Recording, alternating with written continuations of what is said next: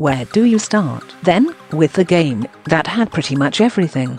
An ascendant star truly announcing himself on the biggest stage, a generational superstar fading to black, the lead changing hands almost as often as possession, and, in the end, 7 goals that varied in quality from deflection by a dangling leg to unstoppable howitzer and virtually everything in between. This might have been the first meeting of 2 legitimate World Cup contenders in the second round since Brazil went down to Argentina at Italia 90, and even if these were 2 sides who haven't played to their ceiling yet in this tournament, it only left everyone absolutely floored in a modern classic of a knockout game. Kylian Mbappe hogged the headlines for his performance, though it feels peculiar for a player who has already changed hands for €200 million to need some sort of global coming out party, a moment where he truly announces himself to the planet as the real thing. But this was truly it, a devastating performance that with seemingly every touch knocked a fragile Argentinian team further off balance until they fell completely flat and out of the World Cup. In the first half it was simply his running, his electric dribbling of the ball that Argentina couldn't handle. In the second it was his positioning and his finishing, but throughout it was a jet-powered speed that the slow, crumbling Argentina defense never had a hope of stopping.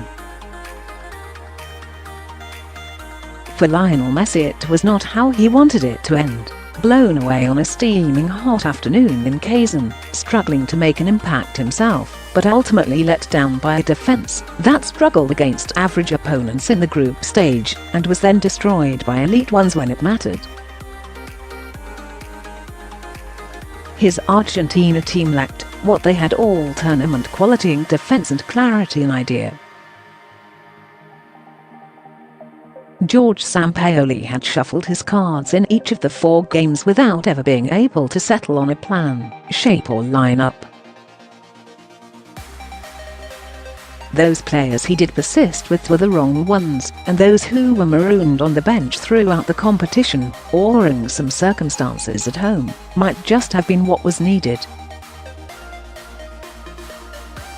Sampaoli has incinerated all goodwill towards him back home with the 3 chaotic group games that preceded this, culminating in his name being jeered by Argentina fans when it was read out pre-match. Going home may not be an option for a while, but with half an hour to go it felt as if Didier Deschamps might have been in the same boat. From there, Argentina capsized. In a game of to and fro, Argentina started the better side, but this team is too fragile to start to believe in itself, and as soon as they started creeping up the field and trying to truly dominate proceedings, the house came tumbling down, destroyed by a teenage forward whose game-changing, electrifying run through the middle of the field to win France a penalty was reminiscent of Ronaldo in his prime. Antoine Griezmann converted to put France ahead, and Argentina were reeling, taking at least 10 minutes to regain their composure and function again. When they regained their balance, there was something there for Sampaoli's side, but their collective play never looked like rewarding them with a goal. Instead it took a wonder strike from Angel Di Maria before half-time, and a lucky poke from Gabriel Mercado just after it to turn this game on its head. Di Maria's strike was sensational, but Benjamin Pavard's might have been better, a goal so good from the France right back that he appeared almost surprised by himself. 2-2 and all to play for, this game was set up for a classic finish, but then Mbappe took over again. The PSG forward was so influential in the first half with how he ran with the ball. Surging through the heart of the field, Mbappe simply terrorized Argentina, exposing the lack of brains, quality, and, most of all, speed in Argentina's defense.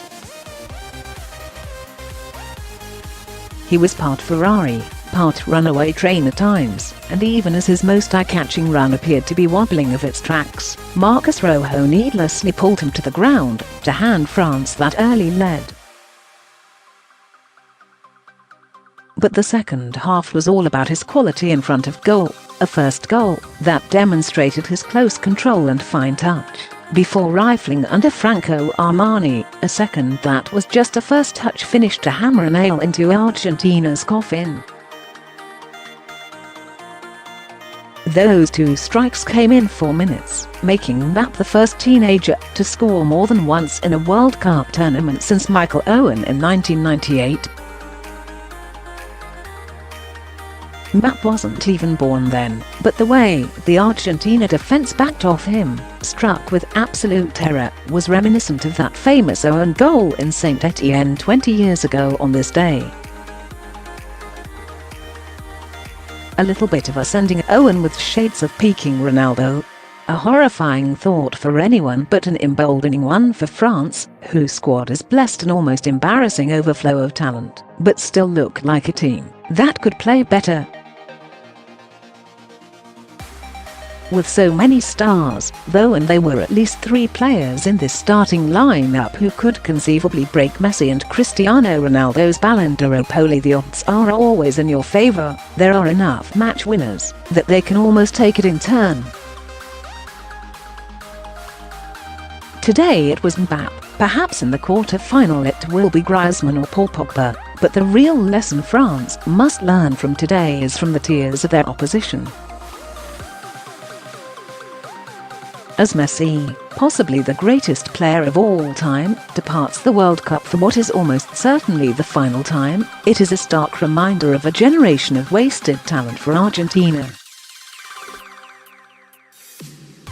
The French may not have a player of Messi's caliber, but they have several who are not too far off. And Deschamps' responsibility, and you can see how heavily it weighs, is to ensure all that talent is converted to glory